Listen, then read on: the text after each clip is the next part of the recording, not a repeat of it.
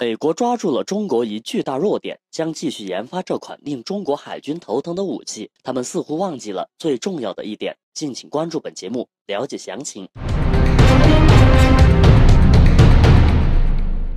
日前，据福布斯网站报道称，有2种形式描述军事领导人如何在战斗中指挥战斗部队，并表示，在美军的战斗计划中，将可能寻求利用中国这一领导上这一致命弱点。报道指出，中国军队遵循的是自上而下的集中指挥模式，而美军采取的则是任务指挥官的形式，也即领导者设定目标，然后让其下属弄清楚如何实现这些目标。随着美国和中国海军朝着西太平洋方向的对抗发展，这种中美领导方式的差异将会成为一个主要问题。另外，根据加利福尼亚资讯公司兰德智库的一项新研究表明，对于高科技海战形势，美国的指挥风格似乎更好。对此文章阐述了当前所面临的高科技海战现状，称远程导弹的扩散和电子战系统的日益复杂，将进一步强调任务指挥的重要性。即使是小型军舰，也装备有多种武器，可以击中数百英里外的目标。同时，干扰战术、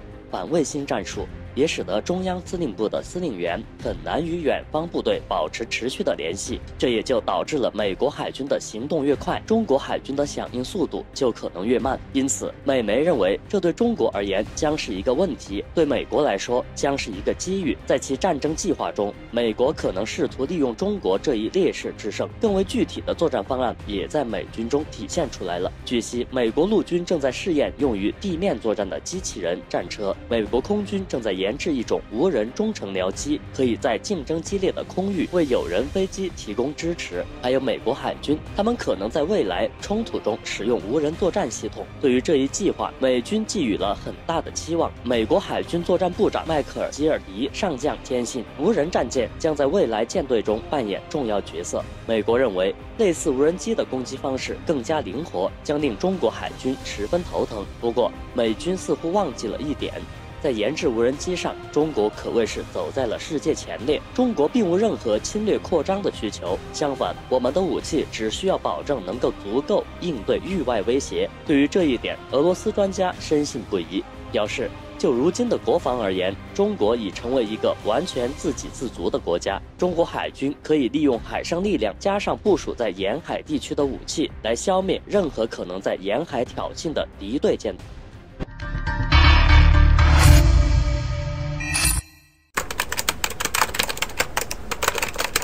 红色警戒拉响，美军高层一致晋升，现一系列反常行为，意欲何为？我军专家准备好随时反击。敬请关注本节目，了解详情。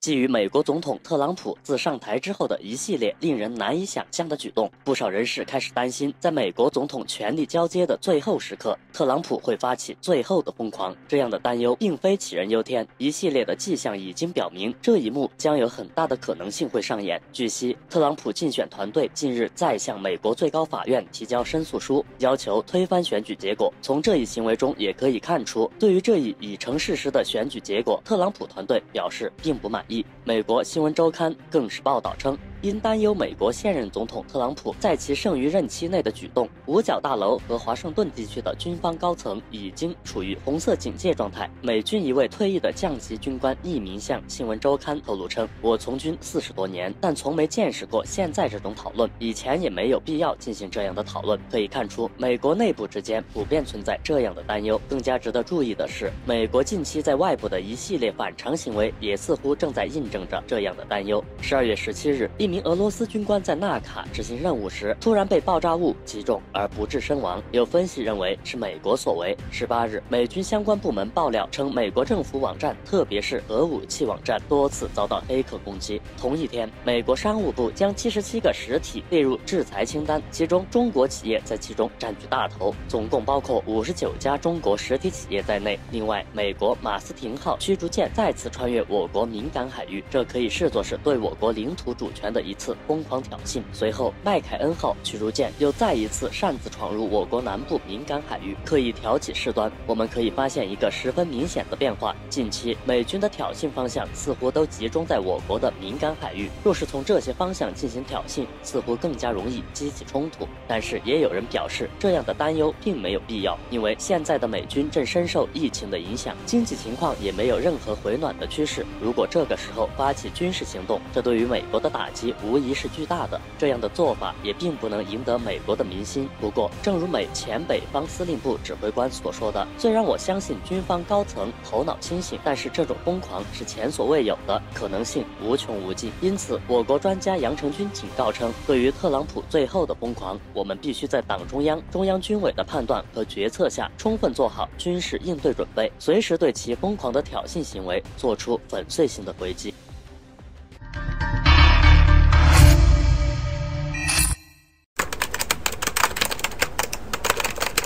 印越南海演习只是一个开始，印度下定决心面对一场为期2年半的战争。印专家叫嚣，2021年可能更具灾难性。敬请关注本节目，了解详情。